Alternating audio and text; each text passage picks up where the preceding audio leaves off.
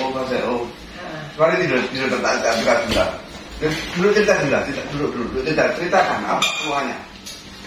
Sering keguguran katanya. Ya, berapa kali keguguran? 4 kali. 4 kali. Oke. Terus saya sering pilek, Puji tahu sendiri seminggu itu bisa 2-3 kali. Sering ya.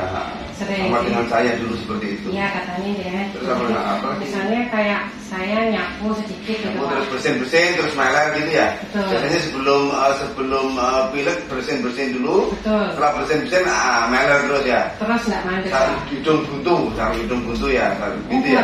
Meler terus. Ya sudah. Artinya kalau di dalam medis kan secara umum disebut rinitis alergi. Rinitis alergi. Tapi itu sebenarnya ada obatnya itu. Oke. Lanjut.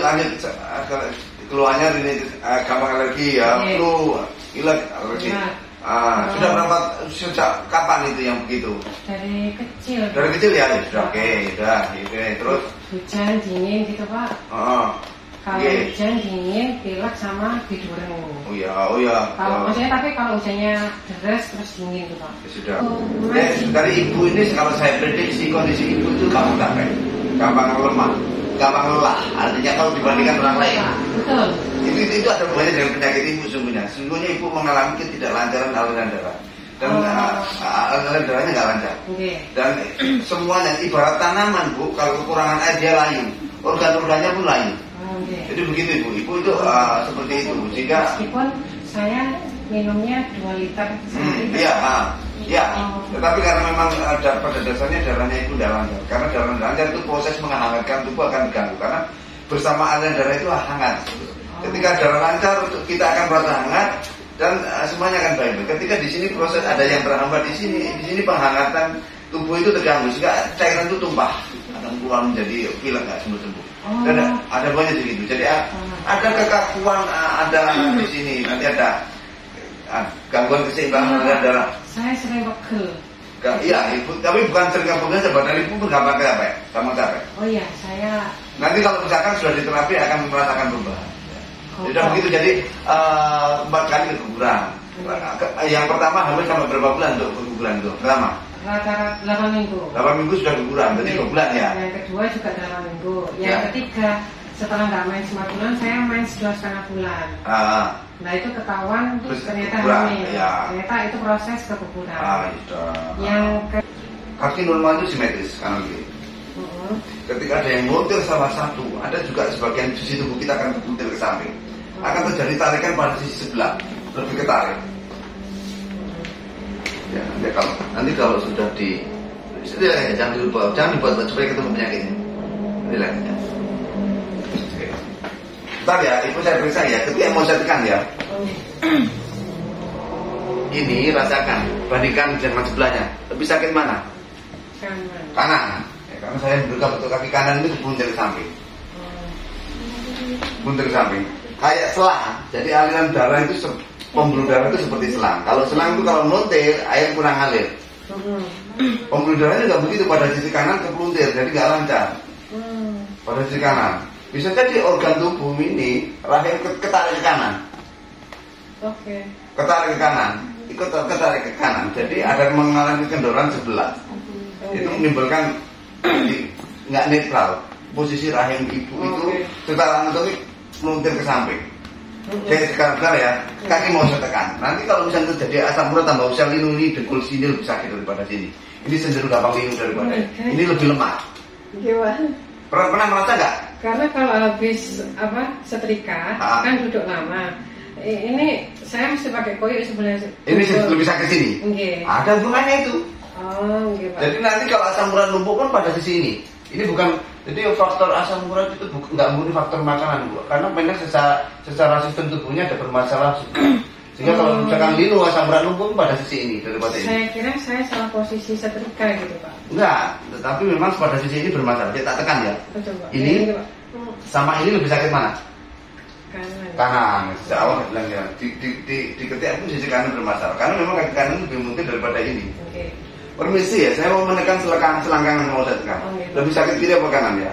Ini tak tekan ya, ini ya. Permisi ya, ini bandingkan. Ya. Sama ini sakit mana Bu? Kanan Pak. Kanan. Saya ulang lagi diingat-ingat ya, jangan keliru ya. Ingat-ingat ya, ini. Sama ini lebih sakit mana?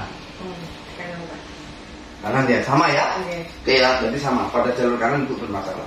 Ini semuanya yang kita perbaiki. Pak, ya. mata kanan saya juga lebih berat daripada kiri. Betul. Nanti kalau terjadi katarak pun risiko pada ini daripada ini. Kenapa kok katarak itu kan lensa kru?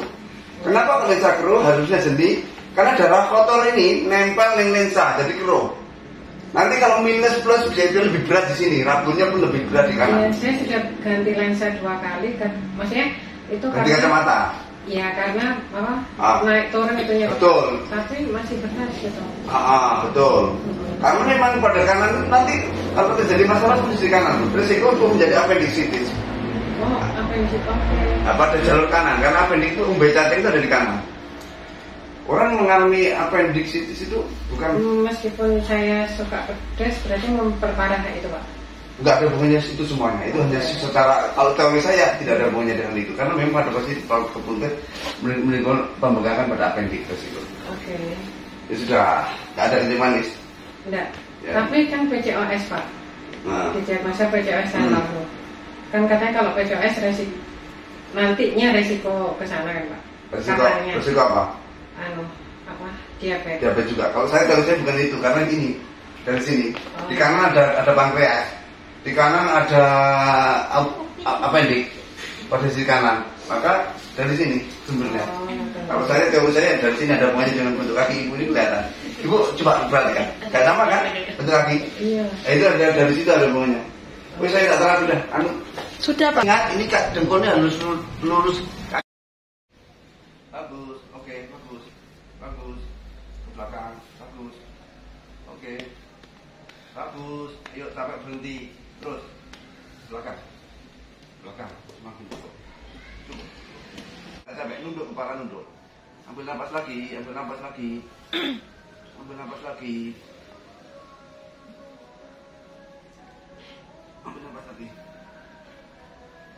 cukup. Coba ibu rasakan, rasanya gimana perubahannya di badan? Rasa lebih ringan? Pak. Lebih hangat? Mata saya masih berat ya. Tapi kalau di badan? Badan panas. Panas, hangat kan? Iya. Dan di badan lebih ringan kalau lebih bertenaga. Iya. Nah, di badan pun lebih enak. Iya, tapi saya pulang capek. Sekarang tiba-tiba lebih bertenaga. Enggak ngantuk. Ya, sekarang lebih nggak ngantuk. Ya. Di badan lebih ringan toh? Iya. Insya Allah artinya ini Bu, sebenarnya prinsipnya darah ibu sekarang lebih lancar.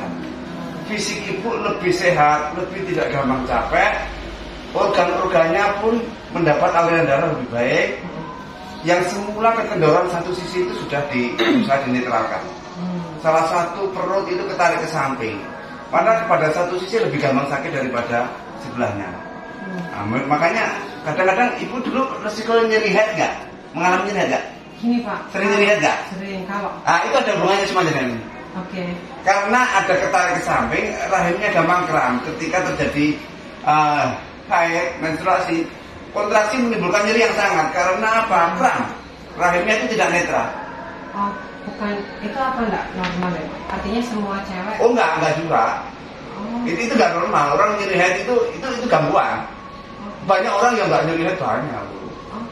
Artinya memang orang seperti ini risiko mengalami. Tapi kalau ibu lakukan ini, head tidak menimbulkan nyeri. Mau head, mau datang bulan lakukan, maka saat head menjadi nggak sakit. Saya ada pasien begitu kok. Jadi head itu bisa diterapi. Dia hanya rahimnya ketarik ke samping aja. Seperti ini juga. Pas itu ya, kan ya insya Allah seminggu sembuh. Kalau seminggu belum sembuh kontrol. Dan resiko bisa kasih obat. Demikian setiap hari kami mencarikan teknik-teknik terapi penyembuhan cepat untuk banyak penyakit, sehingga ketika suatu penyakit diterapi dengan cara yang benar maka dia akan segera sembuh.